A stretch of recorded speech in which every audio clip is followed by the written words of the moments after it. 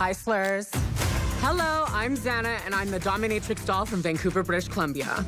My drag is known for being super sexy, super empowering, and just the best. My best quality is my body, but secondary to that is my warm personality. I look the most beautiful when I'm pissed off and angry, so I'm going to let these girls have it the entire season. I'm a girl who loves belts, which is why my entrance look is just that. So strap in, Canada. I'm gonna win $100,000 by clawing my way to the top. Season 5, are you ready to get whipped? There we go. Hi, how are you? Hello, I'm good. Welcome. I'm here with Xana from season 5 of Canada's Drag Race from Vancouver. Hi, Xana, first of all, slurs. hi. So Xana do, Xana don't. I just want to say I loved your verse. Thank Um, you. and Xana, you had quite a journey this season. Looking back at the series, like, would you refer to yourself still as, let's say, the villain of season 5? Oh yeah. Oh yeah, absolutely.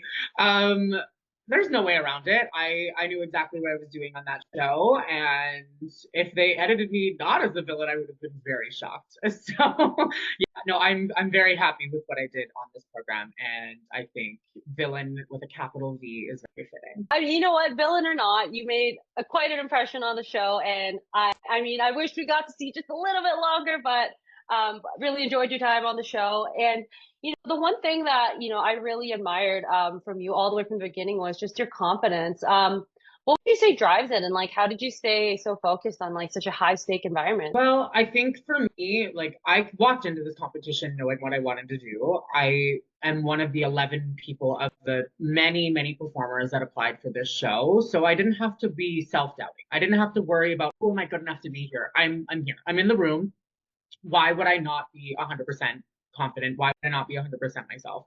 Yes, it's a high stress environment, but like that's essentially what drag is at all times. You should be firing at all cylinders. There should be no self doubt.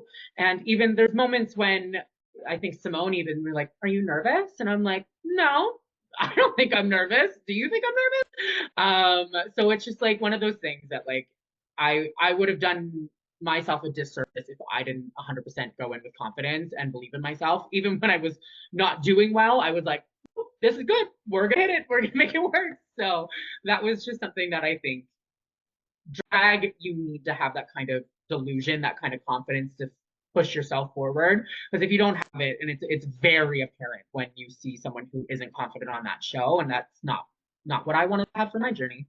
I love that. What would you say? We loved watching you on Snatch Game. I think that was probably like my favorite moment for you, and Thank you. especially with Did like you the whole beaver. enjoy Yeah, it? I loved it. um, Yeah, no, tell us about that moment, and just like, would you say that was probably your favorite moment on the being on the show? I feel like this Snatch Game was very interesting. It is hard. It is very hard to do. If anybody listening to this thinks you can do the Snatch Game, you probably can't. And being there and being able to like participate in it, it was wild.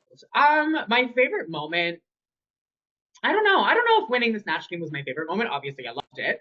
Um, but I think one of my favorite moments was I want to say the design challenge, the first one, because I created both of my looks. So like I walked down that runway in two things that I made, and I was very happy and confident with myself. Obviously, being safe, I was like, all right. But yeah, that was definitely one of the cool things. So that's like you get to show so much more than just performing. You get to show so much more than just being in drag. You get to show that what the art of drag is, because it can be applied to so many different formats. And I think creating something for yourself to wear is one of those skills that is necessary for multiple performers, because drag can be very expensive, and if you don't have the financial means to do it, you should be able to create for yourself. Exactly, the creativity.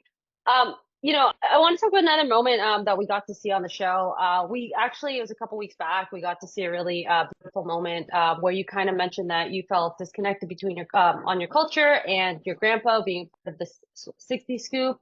And then we get to see, that beautiful exchange between you and Jaylene with the stash. Like, how would you say that moment kind of resonated with you? And what would you like to say to, let's say, other Indigenous performers or individuals that may feel disconnected to their culture or heritage?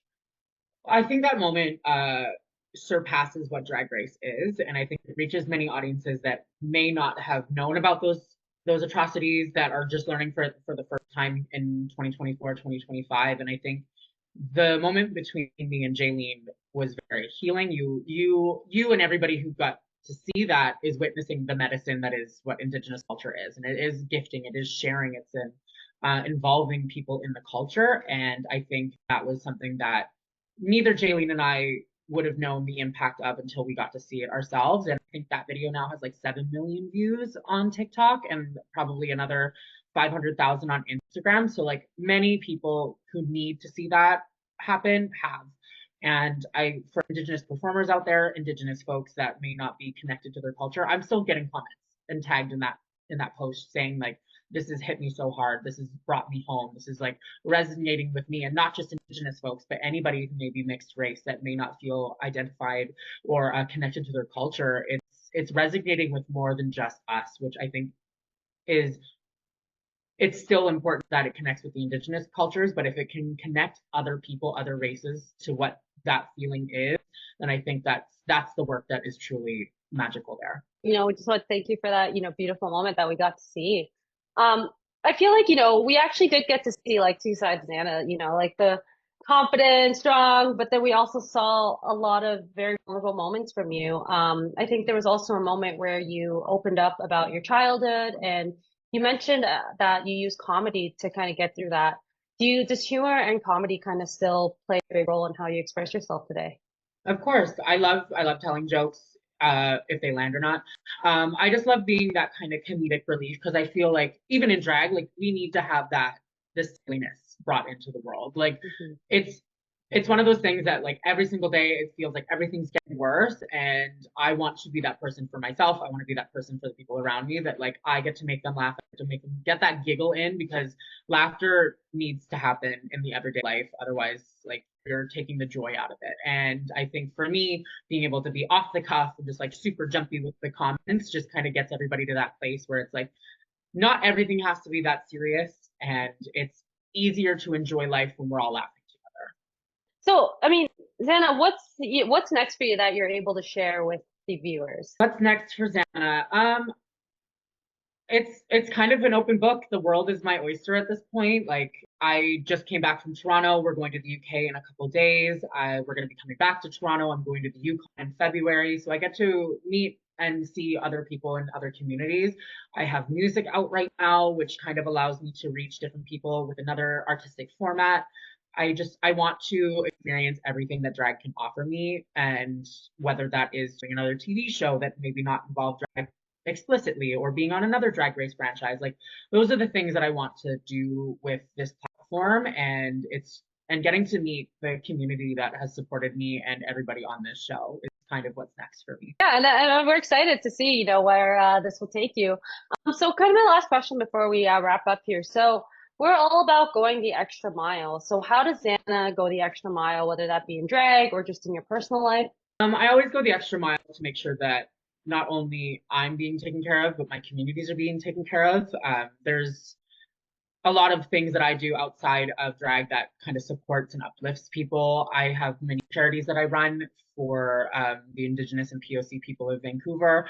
I also raised $5,000 for my sister Sanjina for her gender affirming surgeries when we had come back from the show. So that's kind of going the extra mile for me. And if I can impart anything on everybody else, if you have negative thoughts about this show, if you have negative thoughts about me, negative thoughts about my sisters, take that energy and work on yourself and work in your communities. Take care of the people that are around you first before you start putting that energy out there, because it's kind of a waste of your time. If you aren't enlightening and brightening everyone's day, then you kind of need to reassess what we're doing in our future, right? Yes, that's beautiful. Well said. Anyways, Xana, again, thank you so much for your time. I'm excited to see where this is next, and I hope we see you on some other franchises. I'm like, you were quite the entertainment, and I loved it. I loved every moment I'm of it. I'm sure you will see me on your TV screens again very soon, maybe in the future. We'll never know. But yeah, thank you so All much. I right. appreciate you.